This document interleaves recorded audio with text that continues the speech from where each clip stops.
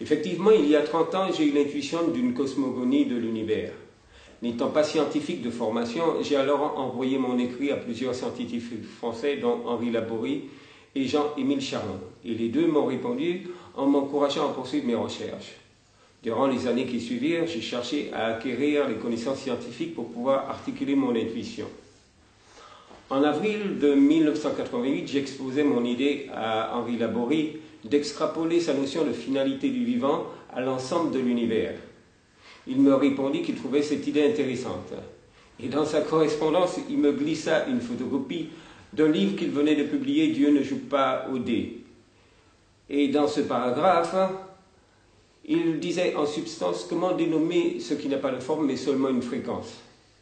Car ce sont des ondes de quelque chose. Le soir même, j'ai pris ma plume pour lui répondre et cela me prit 20 ans d'investigation pour pouvoir formuler la réponse. Et malheureusement, entre-temps, il a mouru en 1995. La question que je me posais était de savoir si l'univers pouvait être sa propre cause. Selon les anciens philosophes, avant l'existence du monde, il y avait le néant. Et selon beaucoup de traditions philosophiques, l'existence du néant implique inexorablement l'existence de son contraire, l'être. La conséquence de cette pensée est qu'il convient de concevoir que l'univers préexiste dans le néant. Un concept de néant qui possède en son sein tous les univers possibles, passé, présent et futur. Mais si le néant contient un nombre infini d'univers, cette quantité se réduit considérablement en eux quand doivent naître des êtres vivants conscients comme nous dans cet univers.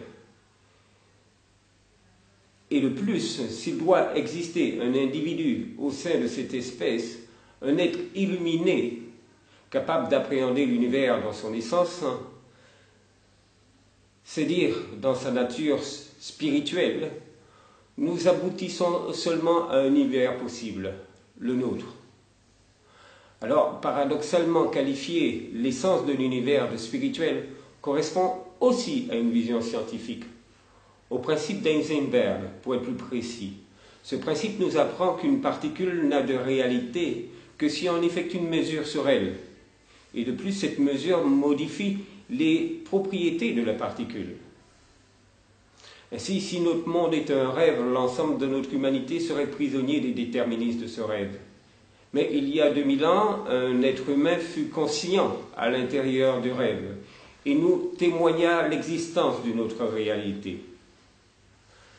La vision qui émerge de notre cosmogonie est celle d'un univers qui se crée par l'intermédiaire d'un acte réalisé dans une autre dimension, la nôtre, qui interagit sur une autre, celle du néant.